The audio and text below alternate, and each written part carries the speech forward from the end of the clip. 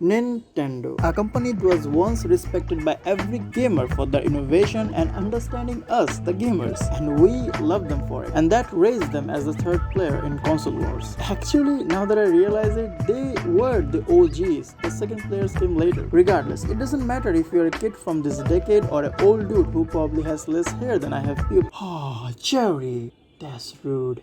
So as I was saying, it doesn't matter who you are, you know Nintendo, but their recent activity has been so greedy and anti-consumer. The only conclusion that you can come up with is Nintendo is now evil.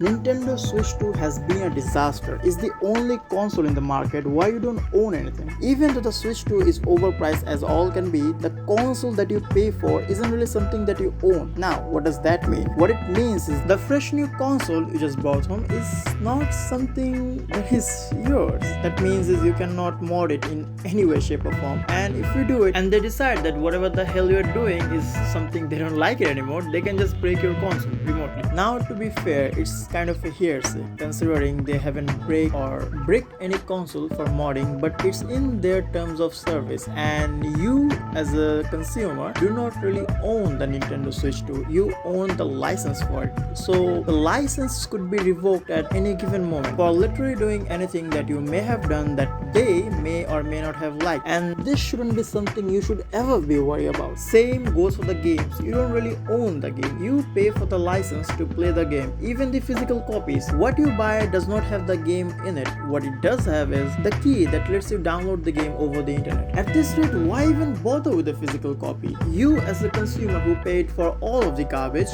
you don't really own this garbage. It's not even your garbage.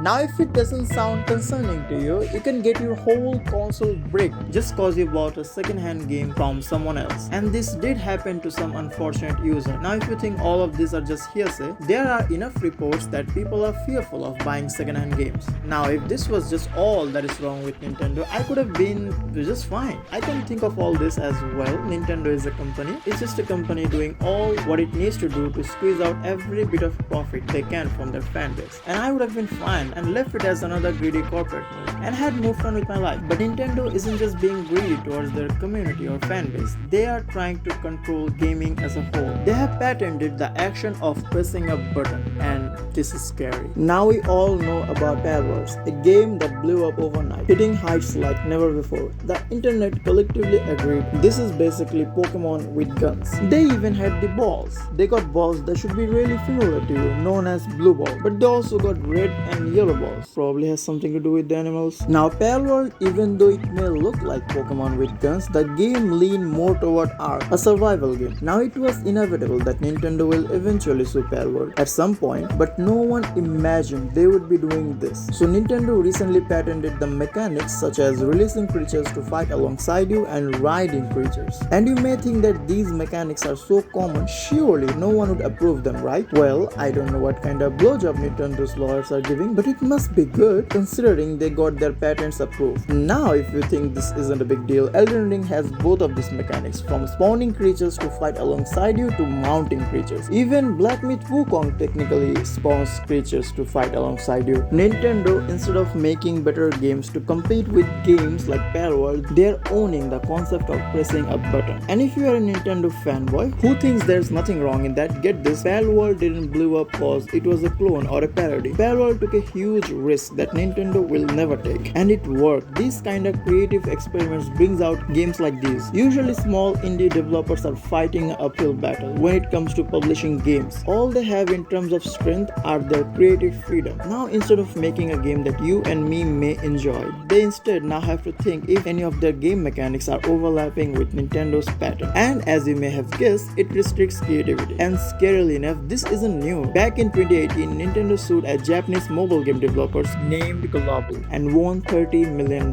Now, what is the patent, I hear you ask? Well, for you curious nipples, they sued Global for having a virtual joystick on a mobile game. See, I told you Nintendo lawyers are really good at their blowjob. Almost 90% of the mobile games have some sort of joystick for controlling their characters. They practically got the weapon to go after any mobile game they don't like. Nintendo, instead of making better games, they are trying to own the action of interacting with a game. And it's a loss for all of us. It restricts creativity and developers. Any talented developer who might be the one who's gonna make the next Silk Song, now they have to scrap their games if they remotely overlap with Nintendo's pattern. Because they don't just have the financial strength to go or fight against Nintendo. Gaming, which used to be a fun hobby to experience story, character, emotion, adventure, is ruined by greedy corporate companies. And the soon gamer realizes this, the better. So I know it's kind of a different topic. These are kind of things I usually like to avoid because I love talking about something cheerful, something you may or may not have interest in, something that may brings you a smile. Not morbid shit like this, but it is what it is. And as usual, thanks a lot for being with me, and I may see you on something better next time.